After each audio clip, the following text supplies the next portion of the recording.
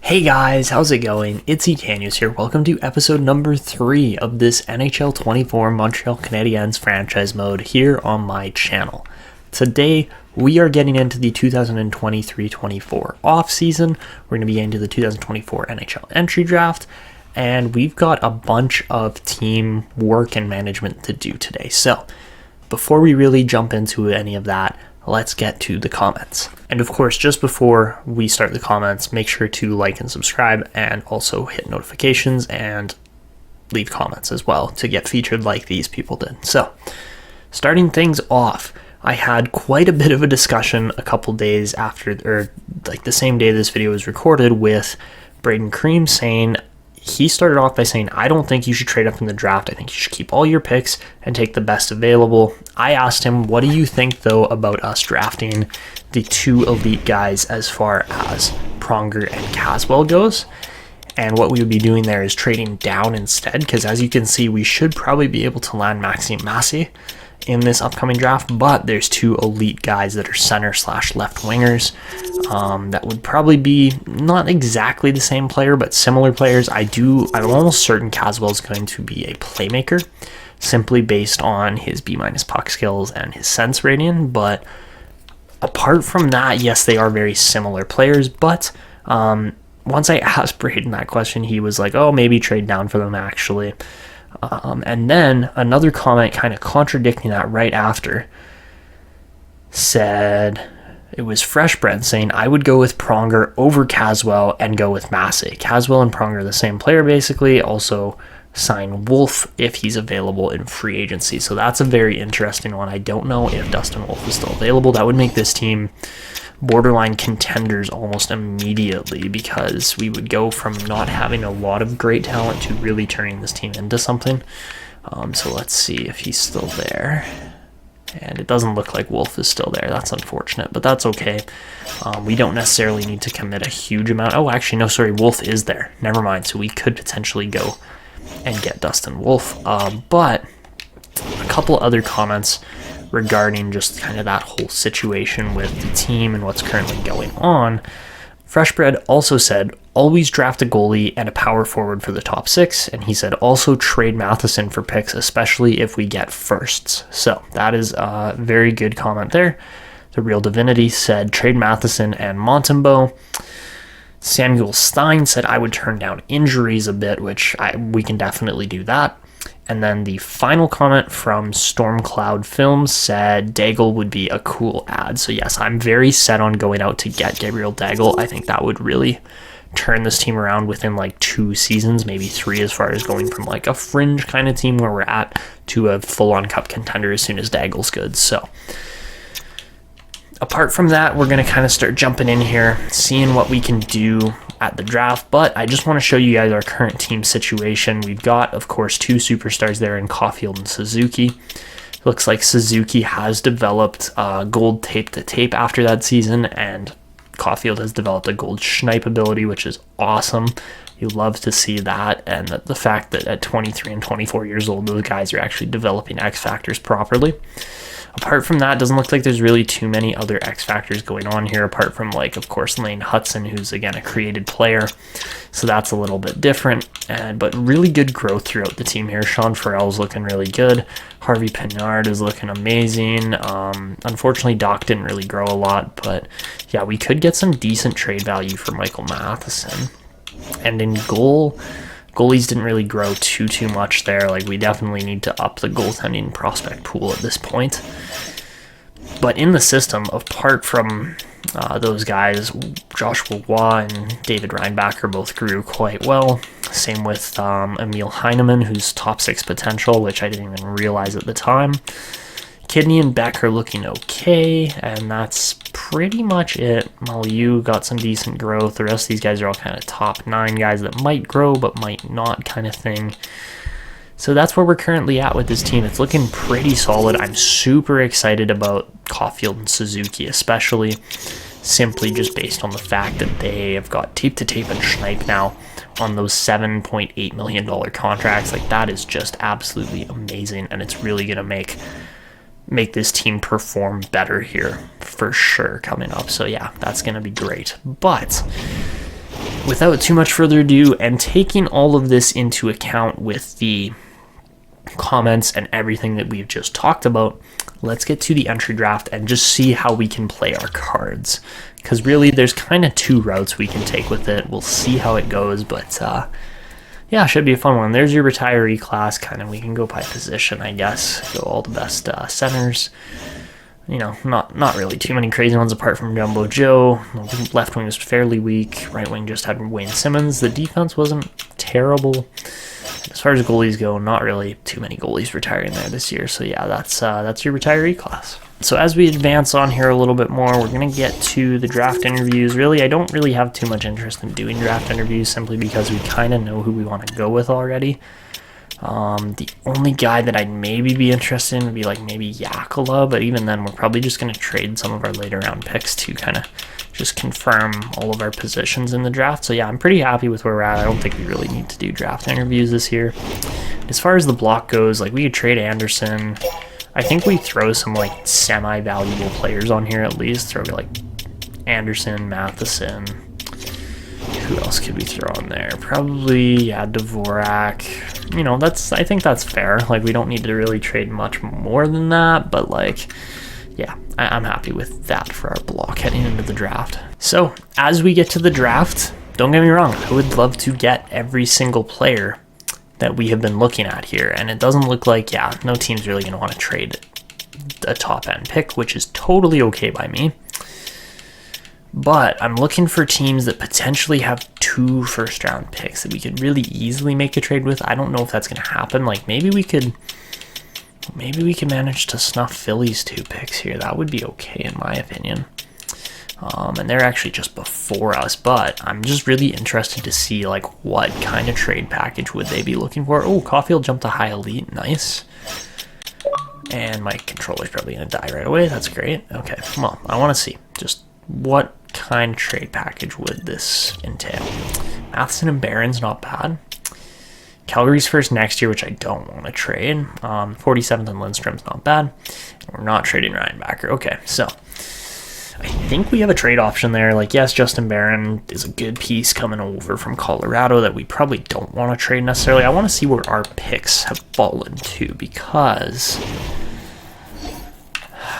like 20 and 21 is perfect for getting Massey and like potentially another player. But we're at 23. And we've got multiple kind of later first round picks. Or later mid-second round picks. Like, we got 3 of them. Okay, so LA's going to make their pick here. It should be Celebrini, and it is, and he's a high elite playmaking center.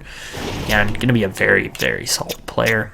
And yeah, LA's got their future #1 center there for sure, in my opinion. So that means San Jose should get Cole Yzerman then, which is a match made in heaven in my opinion, because on this roster they don't have Will Smith. In real life, this would be fabulous, because then you have 2 US NTDP players playing together, which would just be crazy good.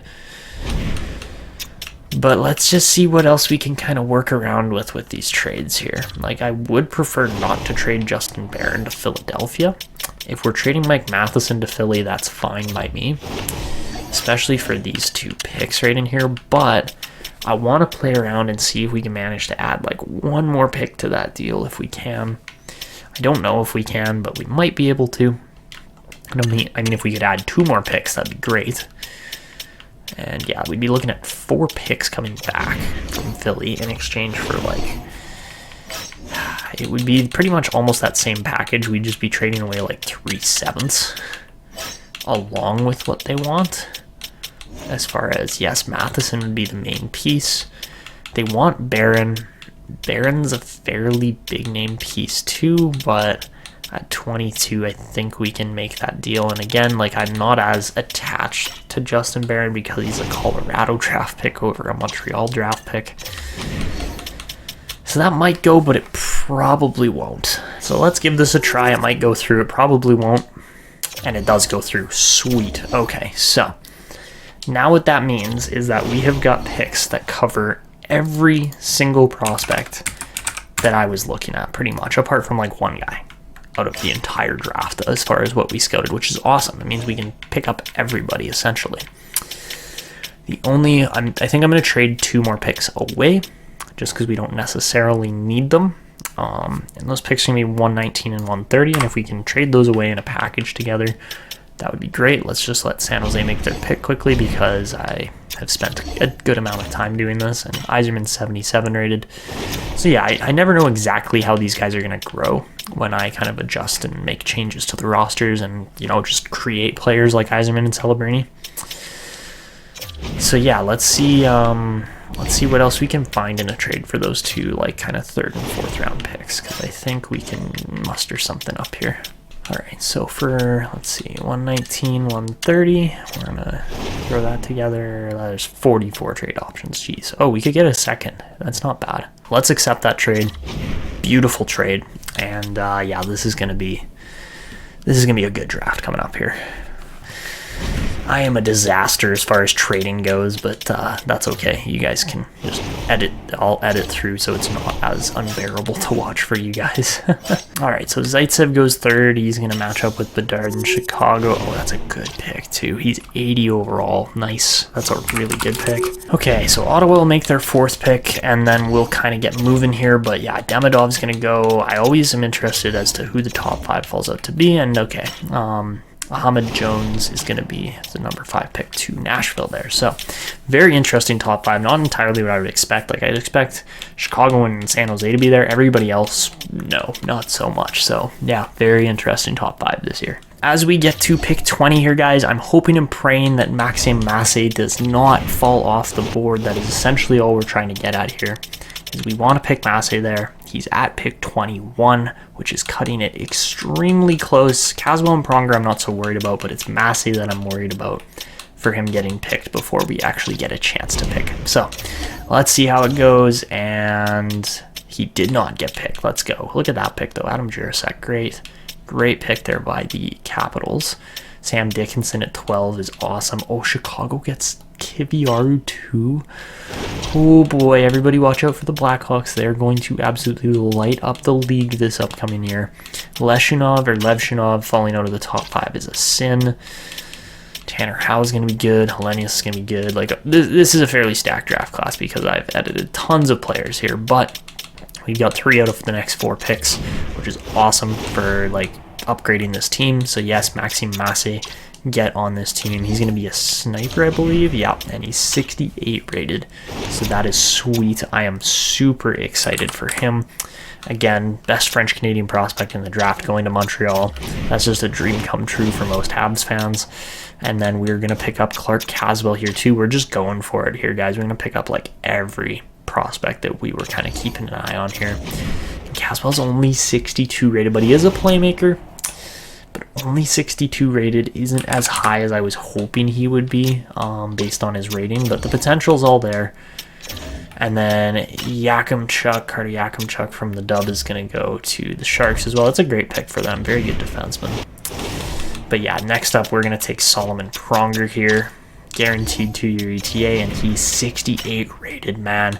That is a huge steal for this team as far as how much he's probably going to be able to contribute over the upcoming, not this season or maybe next season, but within like 1 to 2 seasons essentially.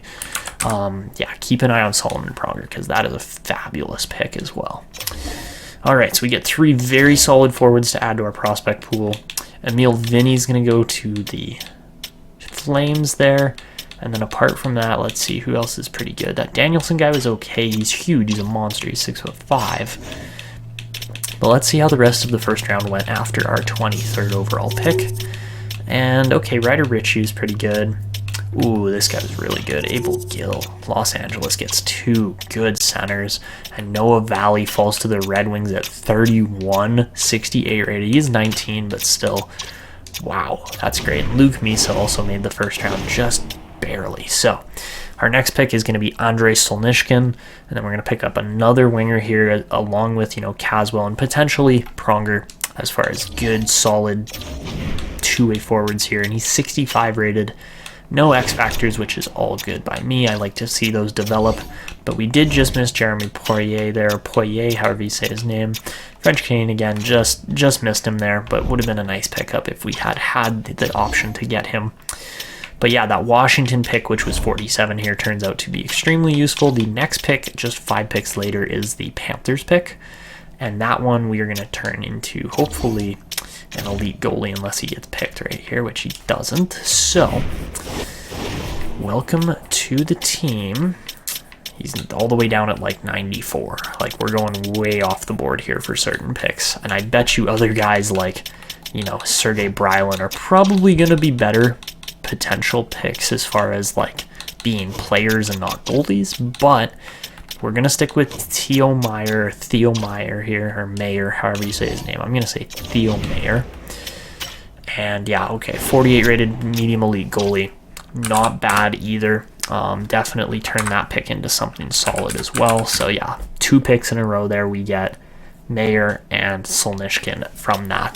That all came from the Sean Monahan trade of all things. So yeah, I think we did that Monahan trade justice. So simulating ahead now, we're at pick 56, and at 56, we have another really good potential option here. And yes, we could go with like some top 9 forward or somebody like that. But instead, you know, we're Montreal. We got the big prospect pool. We got time to kind of let these guys sit and develop for a little bit longer. So we're going to go with Lubomir Orszag is how I'm saying it.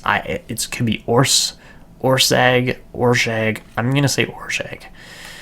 Lubomir Orszag. And again, I have some Slovakian descendants. So yeah, that's a fun one to take a Slovakian. Again, another Slovak who could potentially kind of pair up with Juraj Slafkovsky, which would be awesome.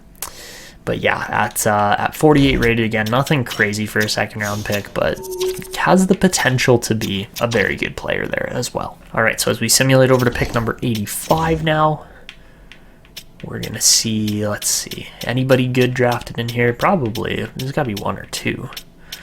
Lots of solid top 9 kind of guys. Let's see how the second round ended.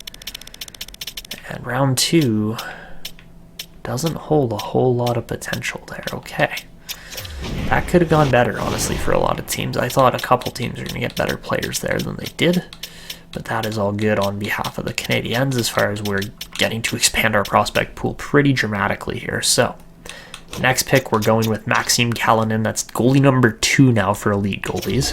We didn't get any power forwards in this draft like the one comment said, but we did get a bunch of big 2-way forwards. So that, or at least one as far as Solnishkin goes. But 49 rated for Kalinin. Not bad in the 3rd round at all, and very good potential there. So then just 2 picks later, we're going to go and pick up his buddy over from the KHL. I don't know if they're actually buddies or not, but I'm just saying that because they're both from here. So Sergei Ulanov going to be the next pick, and he's 48 rated too, so not bad. You're getting your Nigel feature early. Oh boy. I'm done with him. I don't want him. I'm done with him. Good luck. Are you being a turkey? Interrupting the draft. I can't believe you did that. Okay, go on. You don't get to leave here, though. You're stuck in here. You're stuck. Okay, so we've had a Nigel drop off here, and we'll see if he helps the draft go better. If he makes it go worse, we'll see today. He seems to be a little bit of a turkey.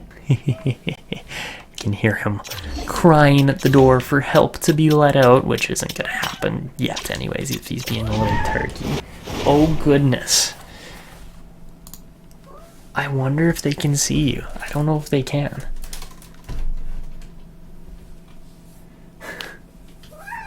Oh goodness. He's sitting in the corner right down here.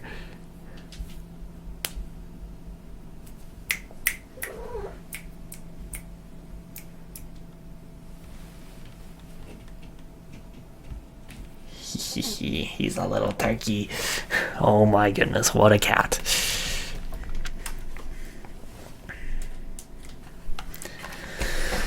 Alright, so on to our next pick here, and really with pick 90, we're going to be going with another winger and another playmaker here.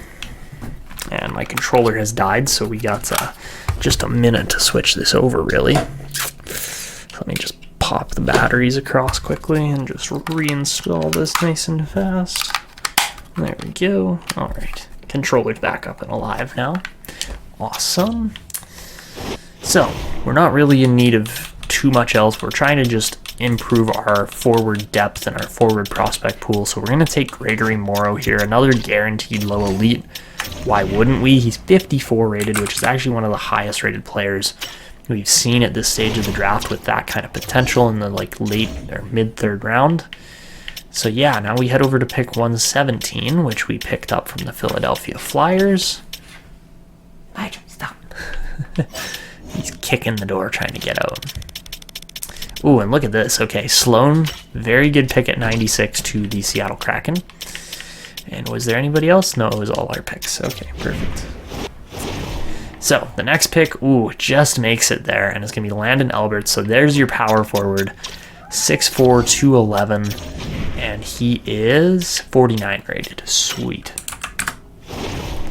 So yeah, obviously none of these guys are NHL ready by any means. They're at least 5 years out each, so we're not going to have them until about 2028, 2029, somewhere around there, but that is all good by me. It looks like Xavier Andersons was a solid player. Oh my goodness, you're such a whiny baby, Nigel. And this guy was pretty good too, Morgan Funk. All right. So yeah, not too bad there as far as the drafting goes in that round, but like, again, obviously not top tier talent like we're managing to pick up. But yeah, pick 151 here, we're going to go with Kimo Granlund. Nothing special, low top 6 potential, but he'll be all right at 48 overall. And that will be our second last pick of the draft here, and then we just have pick number 183. And at pick number 183, we'll see if any other picks manage to sneak in. Nathaniel Monroe is actually pretty solid there at the start of round 6. As far as the rest of round 5 goes, like round 5 wasn't anything special necessarily. Pekka Rinne was actually pretty good. And then apart from that, that was it really. Like Kimo Granlund was actually a pretty solid pick. So for the last pick of the draft, I mean, we could go with Ruslan Kostitsyn. He's a low 9, which isn't great, but isn't really particularly bad either at this stage of the draft. Again, we're in the late or mid to late 6th round here.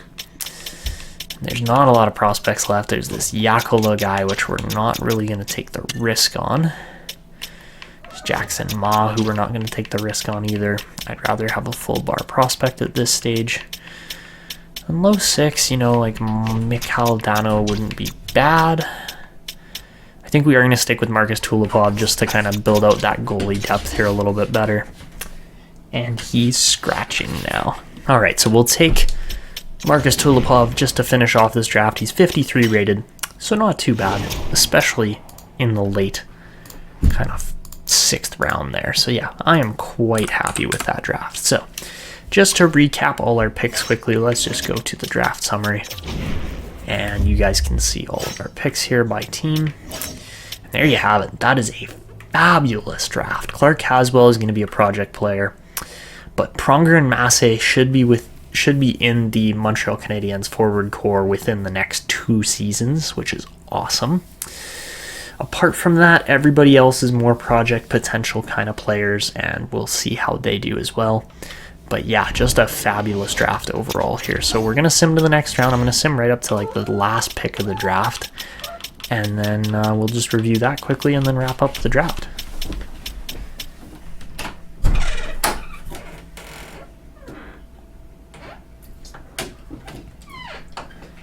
Okay guys, so just to confirm, just to get this trade straight with you, we traded to Philadelphia, we traded this guy, Hernandez, Ivanov, and not Bobrovsky, but Hernandez, Ivanov, Teratukin, Justin Barron, and Michael Matheson in exchange for Maxime Massey, Clark Caswell, Callanan, I think it's Marcus Callanan, and Alberts as well. I keep forgetting. I forget all of their first names. It's hilarious how bad I am with first names. I see a letter and I'm like, just cannot remember it to save my life. Let's see. Logan? Landon Alberts, sorry. Landon Alberts, Maxime Massey. And what's our goalie's name? It's got to be Marcus Callanan, right? Maxime. Oh my god, I'm so bad with the names. Okay, so I know it's Theo Meyer, or Mayer.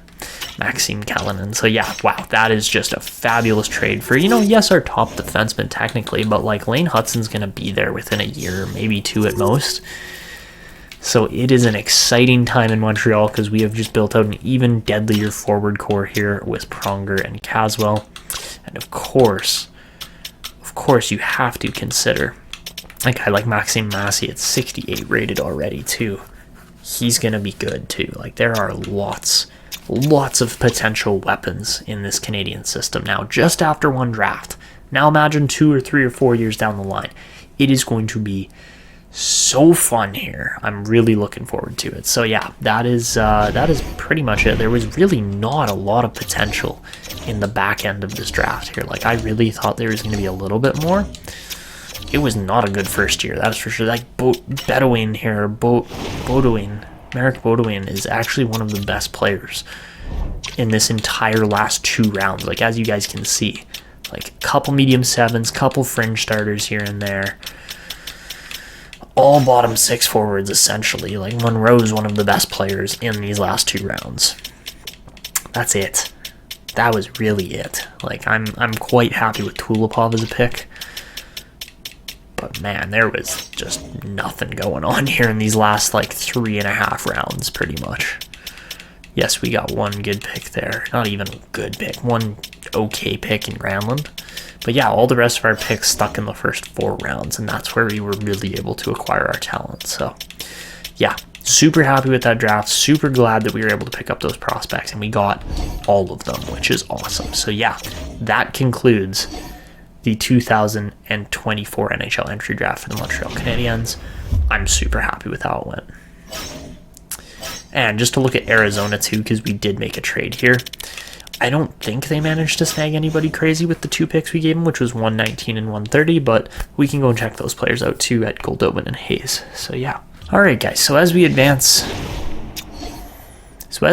here, we are now heading into the contract re-signing phase, and we're probably going to have a few players and coaches and things like that expiring. Looks like no coaches right now, which is actually awesome. So that makes my job a little bit easier. As far as scouts go, looks like none of them as well. All right, no re-signing phase there. That just means we get to go straight to players, which is awesome. So, looking again at those progress reports and just seeing which players made the jumps this year, which players didn't. Harvey Pinard is definitely a guy we want to get signed up long term. Same with Jesse Ylonen here. He actually had a very solid season. Decent amount of growth at 24 years old, and is going to be a good depth piece in the future, so we're going to hold on to him if we can. Arbor Xhekaj didn't really develop too well, unfortunately, but there are other options here too on defense. Guys like David Reinbacher could potentially step in, maybe a guy like Norlander, but we'll see with that. So yeah, there's a couple options here and there, and then of course we just have good prospects down further in the system here too. Honestly, looking at this team, I think one of the best things that could have happened to Alex Newhook is the fact that he dropped from low elite to medium top 6 potential over the last game, and now that he's medium top 6, he can actually grow properly. So yeah, 46 points with Montreal this year was a fabulous season for him, and he's going to be a potential top line, second line kind of guy, which is awesome. And of course, we have our top line kind of picked out already. We know where those guys are going to go, but it's just a matter of, do they continue to develop as we continue on here. All right, so as we get into the actual re-sign phase here, we've got a couple names we want to sign. Of course, as soon as the re-sign phase is over, we're extending Gouli, Harvey Pinard, Uri Slavkovsky. Like, those guys are all getting contracts. Sean Farrell even. Like, those guys will all be getting signed, which is super exciting. So yeah, let's get Jesse Ylonen here signed up. How much is 8 years going to cost us? 2.5. It's not great, but like 4th line to potential 3rd line kind of minutes with him. It's not bad. We could potentially just trade him too with a contract that big and long in the future, which, he was a 3rd or a 2nd round pick. 35th overall is pretty high. And he put up 33 points this year. He wasn't even bad. So I think it does make sense. $2.5 million for 33 points. Yeah, let's do that. And you know what? We can probably even get him for less. Probably going to be like 2.25 or something like that as well. 2.125 even. So that's pretty cheap. All right, so we'll sign Jesse Alonen or Jesse Alonen for that price. It's a great price. We're going to sign Gustav Lindstrom here for 1.25 for the next 2 years. Or sorry, 1.45 for the next 2 years. And I do actually like to, one of my quickest ways to kind of go about this as far as re-signing players goes is just going position by position, starting with the goalies, kind of working your way forward. So we did get the request to trade Samuel Montembeault. I don't know if we're going to do that just yet. He could be a serviceable backup for a pretty cheap price here. 1.5 million for the next 2 years, and he's a French Canadian guy, so why not? Casey DeSmith, 2.4, but he's also 32. Yeah, I don't know about that. I think we just kind of want to tie the goaltending over as long as we can. But yeah, it's going to be a bit of a dumpster fire in net here over the next couple of years, which is all good. But that's just what it's going to take to get those last couple of pieces, maybe get one more defenseman or something like that in the upcoming draft. But yeah, I'm quite happy with where we're currently at. Just a couple more defensemen to kind of just sign up for future seasons here. They're not going to cost us a whole lot, so we're going to have some cap space to play around with too. I don't think I'm signing that keeper guy, but we'll definitely sign Engstrom and like Nurmi because those guys have semi-decent potential at least. So with those guys, we've got for sure like 7 or 8 AHL D-men. In the NHL, we got 1, 2, 3, 4, 5, 6, 7. Yeah, okay.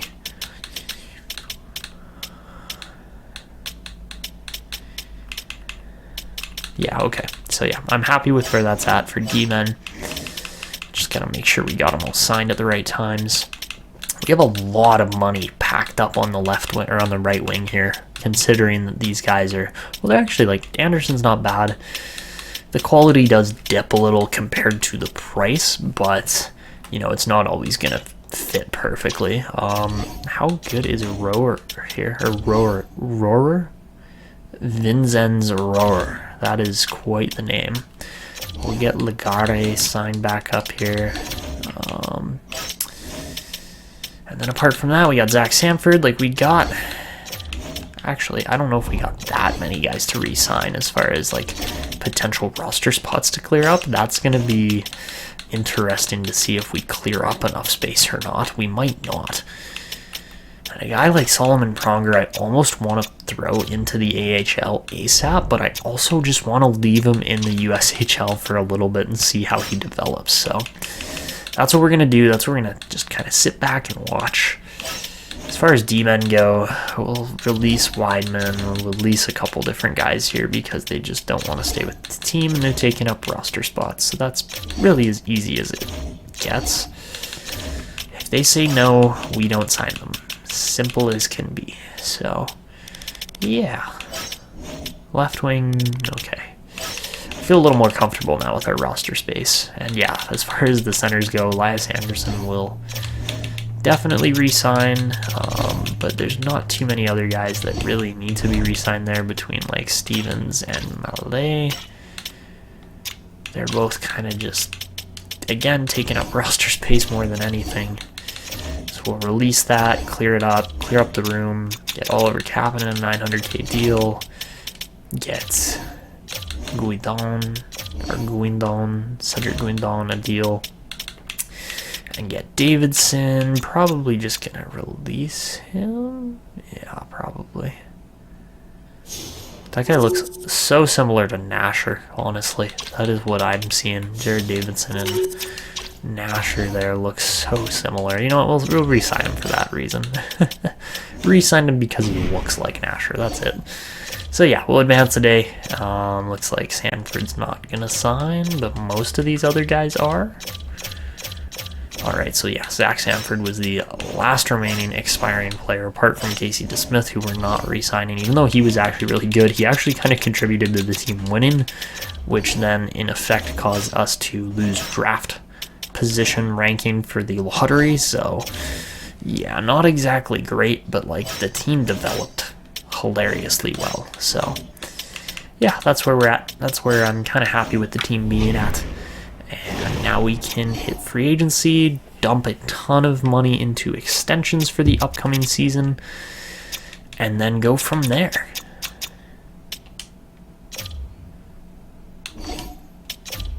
Alright, so DeSmith didn't re-sign, but like most of these other guys do belong on the trade block here, I think. I think that makes the most sense. And alright, we are now into free agency. Let's see what's available in the goaltending. I mean, okay, sure, Jake Gensel's pretty solid. But apart from that, oof, yeah, not a lot of potential in there, really. Goaltenders, Connor Hellebuck makes it to free agency. Man, that would be something to sign. Connor Hellebuck stealing away from the Jets. That would probably not go over too well, honestly. So, instead of doing that, I think we should maybe go out and get like one more kind of backup-ish goalie for the AHL. A guy like Jet Greaves is always my go-to because he's unsigned, undrafted. Seems like a fairly solid option. I mean, you could go for Stauber too, but for a 2-year age difference, Greaves is going to be a little bit better, and we're going to sign him. Apart from that, we have money to burn for one season anyways, so maybe we improve the defense, maybe we get a guy like Tommy Novak. Like, there's options, so I'm just kind of trying to figure out what we want to do here. Although we aren't necessarily in need of left wingers, Max Pacioretty signing would be pretty special in my opinion. I think it would really add a little extra element to this series, which would be really cool. And then apart from that, like, I'm not seeing too many other guys where I'm like, oh, we need to sign this guy, or we need to go get that guy kind of thing. Like, yeah, Jonathan Drouin played for Montreal for a bit. He still got the Canadiens jersey on, but like, I don't know, man. I'm not set on that one necessarily, and we do need to kind of just check the team needs as well, because there are certain positions that we could probably improve on just a little bit. So before we actually go and sign anybody free agency-wise, we're going to go and sign all the extensions first. So, first things first. Juraj Slafkovsky, 10.1, not particularly bad, but not overly great either. So that's an $8.585 million contract. I think we drop 585 would come out to 8.6. I say we drop an 8.75 on Slafkovsky just to guarantee that he signs it. It's a little more pricey than, you know, actually it's still under the $9 million I predicted we were going to spend last video. So hopefully he will sign that. After that, Caden Gooley, going to be a fairly large name on the blue line. 5.45. Not a bad contract price. We're looking at 4.6325. 4.6325 would be 4.65, which is, you know, pretty close to what he was looking at there. Anyways, we can bump it up by like 1 to 4.8 just to make sure he signs it, because I would very much like to get Caden Gooley signed as well. Logan Cooley, Caden Gooley. Those names are very similar kind of as far as N and Uli. Harvey Pinard is too much money. Oh man, okay, that is way more than I was initially intending to spend on him. Sean Farrell, who's completely unproven in the NHL but has top 6 potential, 2.75 million isn't particularly bad for him. I think we can, I mean, obviously we can get him for a little bit cheaper than that. 2.34 million? That's not bad. I'm down for, 2.35 for Sean Farrell is actually pretty good. And yes, I know you guys were talking about how this stunts growth a couple episodes ago with the extensions. I kind of don't care because we need to sign these guys, so. And Harvey Pinard's going to be pretty expensive, actually.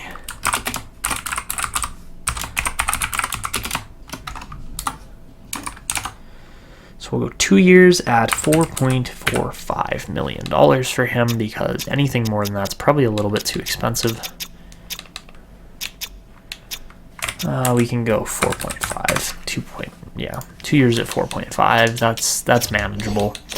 He did have a really good season last year, though, which is why he's looking at that kind of price. 40 points in just 57 games. That's really solid. It doesn't really get much better than that, and he's a 7th rounder. So, yeah, I'm fairly happy with that. As you can see right now, Arbor Xhekaj is kind of just not dropped off, but kind of just stagnated at his current overall. And yeah, apart from that, I think Goulie's kind of just the main one we need to sign. And if we get him and Hudson at 4.8 apiece, that really solidifies our left side defense for the future. So yeah, I'm quite happy with that. All right, so yeah, as long as Slavkovsky signs at 8.75, then we are chilling. And we can get to free agency for signing a couple more players to come and play for the team, even though we only have 7 roster spots open. Defensively is where we're probably going to struggle the most out of everything, actually. So, maybe we go and sign a defender or two, and then we can just look to trade them for additional assets in the future. But we have a ton, and I say a ton, I mean a ton of money to spend, 18 million to be exact.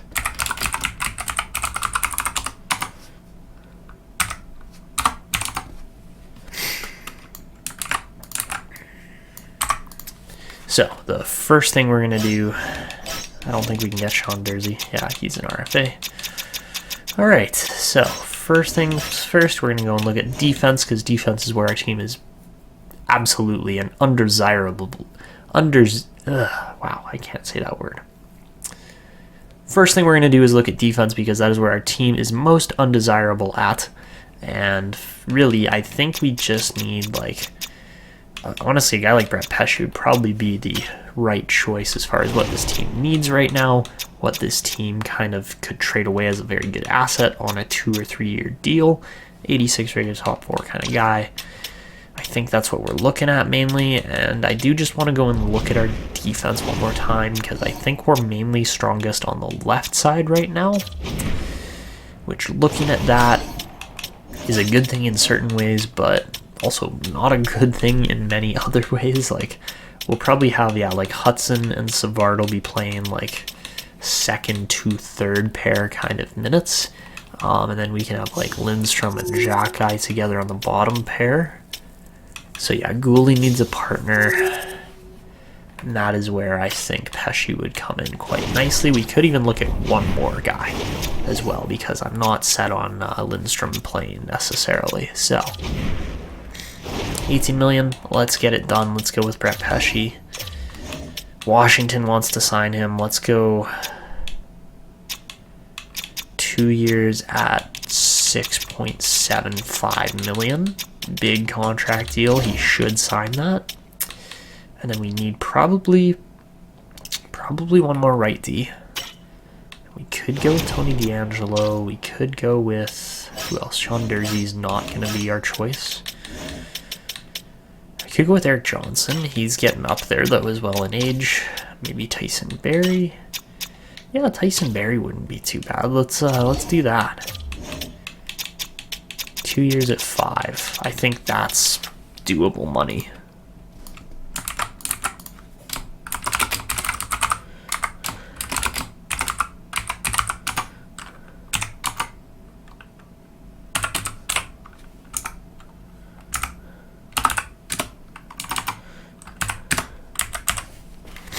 Alright, so we'll offer Barry that 2 year $5 million deal, and then the last player we're going to look at is Max Pacioretty, and we should be able to get him 2 years at $4 million about.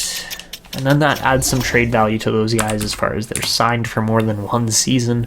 We can try to bring them in and see how they do, essentially. So that's all we're doing for free agency, spending a good chunk of cash. That's going to be 15 out of our 18 million, which is perfect. And I do like the options that we were able to acquire there. So Sean Farrell extends, Raphael Harvey-Pinard extends, Caden Goulie extends, Tyson Barrie signs, Jet Greaves signs. Oh, I forgot about Jet Greaves. We did offer him a deal too.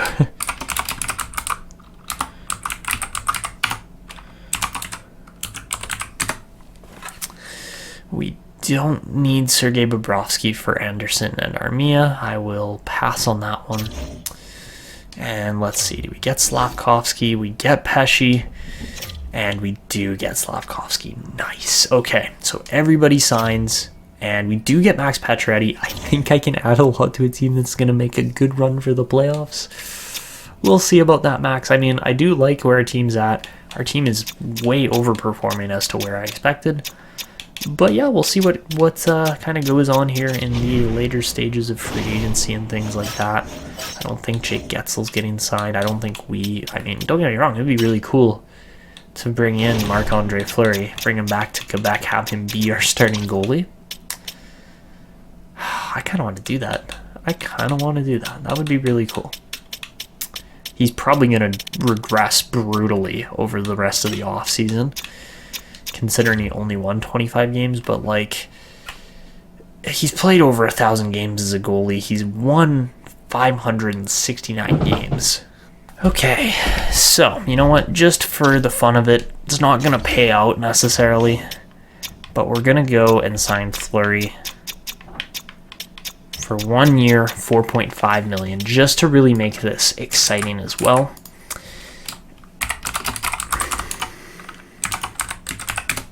And who knows, maybe this team does go on a playoff run and we get Fleury another cup, or we get him a bunch of wins or something like that. That is the goal. But we'll advance a couple more days, and you know, if you guys don't like the Fleury signing, we can trade him away as well. That is also another option. So I think it's a great storyline to bring the Flower back to his home province and hometown, I believe, of Montreal, in what's probably his final season. Okay, so he's not quite Montreal, but he's in Sorel-Tracy, which is like just north up the river from Montreal, which, yeah, that would be awesome if he signs here too. So, did he sign? I don't know if he did. I think he did. Yeah, he did. Okay, perfect. So there you have it. We are ready to rock and roll into the next season, and then we'll just end off this episode with the line formations and editing the team to get ready for the next season sim coming up here. One more thing I forgot to do here, guys, is in the settings, I forgot to tune down sliders a little bit for injuries, so we're going to do that right now. Let's just bump that down to like 40 and 35. Actually, let's go a little bit lower. Let's go 25 and 30. I think that'll be manageable. But yeah, it was a pretty slow sim in that episode 2 episode there. So yeah, let's just make sure we lock that in, save it, and yeah, good to go there. Perfect. Alright, so as we head into the next year here, let's see what we're looking at for this team. I think it's going to be kind of scary good, honestly. We're a seller, but we're expected to make round 1 of the playoffs still. Okay, alright, that doesn't make sense, but okay. And let's see the lines. So guys, the lineup this year is looking absolutely fantastic. I'm actually a little worried this team is going to perform really well, which I think they will. We do have that negative chemistry on the bottom pairing, but really, I'm not super worried about it. I just don't really feel stressed out about how the lines are set up.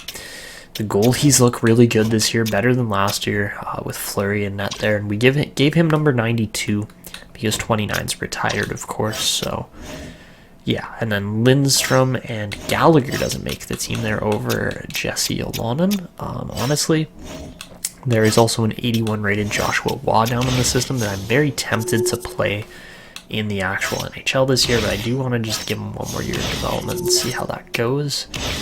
There is your power plays. Feel free to pause at any time here because I'm just going to spam through this real nice and fast. Like literally frame by frame, slow it down if you need to on YouTube, do whatever you want. But yeah, this is the lineup. I'm extremely happy with it. I'm super excited for how this team's going to perform and develop. And yeah, it's going to be fun for sure this year. Like the team is actually going to perform like honestly, this looks like a legendary Canadiens team as far as just the amount of fun that these guys can have, the fact that we brought in some veterans like Fleury and Pacioretty and guys that are going to be, leadership presences in the room and on the team overall, but aren't necessarily going to take away from the other guys, the captains, the players that are, kind of in their roles now. Guys like Suzuki and Caulfield and, Savard, like those guys are still kind of the main leaders, but you still have that supporting cast as well, which is super cool. And yeah, I just love how that looks. We're going to give Tyson Barrie, I want to go 44 for him because he can't have 22 necessarily. We're not going to go 13 or 31 or something like that. So yeah, 44 I think is a cool number for him. Pacioretty's wearing 67, his good old classic. And then yeah, like I said, Fleury can't wear number 92 because that one is retired. But there's a lot of retired numbers in Montreal. And the goal is to maybe get like 6 and 8 retired as well by the end of this series kind of thing. Maybe Brendan Gallagher too. Galley's a for sure great player there. And like you have guys like Suzuki wearing 14, Caulfield wearing 22. Those numbers will very easily get retired as well by the end of their careers. So yeah, it's going to be awesome. So guys, like we talked about in the last episode and at the start of this episode, Gabriel Daigle does exist this year in this upcoming draft. 14th overall. We want him. French-Canadian goalie. You want him on the Habs. There's no question, no doubt about that. There's another guy here, Geoffrey Cullimore. Again, French-Canadian, QMJHL kind of guy. Besides that, there aren't really too many others towards the top. It's mainly OHL, WHL kind of guys. Jeff Tyrell looks interesting as a prospect to be that high up in the draft. And then after that, like if we go into the queue a bit further, Maurice Lebeau could be good. We'll see. But yeah, I do like to kind of look at the queue when we're playing with a group like this in Montreal. And, you could take a guy like Brent Hood potentially, even though he's American. So yeah, there's definitely options. We have that Calgary pick coming up too. You hope that maybe a steal like Guy Lalancette is going to be really good or somebody like that. You never know, right? You never know with this game, and there's actually a good chunk of Q prospects this year, which last year there really wasn't. Like again, we got the best one at pick 21, right, or 20, and it was Maxime Massey. Like, don't get me wrong, Massey's gonna be a great player, but he's not gonna be even like top 3 in comparison to this upcoming draft class as far as QMJHL prospects go. So that's gonna be interesting to see. It's gonna be fun to see. But yeah, lots of work cut out for guys to grow this year, to make new roles and positions for themselves in the team. And of course, we're going to keep a tight eye on our prospects as far as Pronger, Engstrom, those guys go, because we want to see them develop into future full-timers, future NHLers, and yeah, we're going to have to keep a close eye on it to do that. But that is where we're going to be wrapping this one up. If you guys enjoyed this episode, show your support down below with a like, comment, and subscription. And of course, let me know in the comment section, did you like my moves with Fleury and Pacioretty? Are you completely against them and we're just defacing this current Montreal team and not really allowing them to build? Like, let me know your opinions. I think we're doing just fine. I think we're going to have a fun run this year. I don't know if our team's going to make the playoffs even. I don't know if we're going to win anything or do anything like that. But there is one thing for sure at the end of this year is that we are targeting Gabriel Daigle. That's essentially it. That is the number one thing. We want to bring in the next I guess Carey Price, as we've said. You could say the next even. Patrick Wall is a pretty high statement.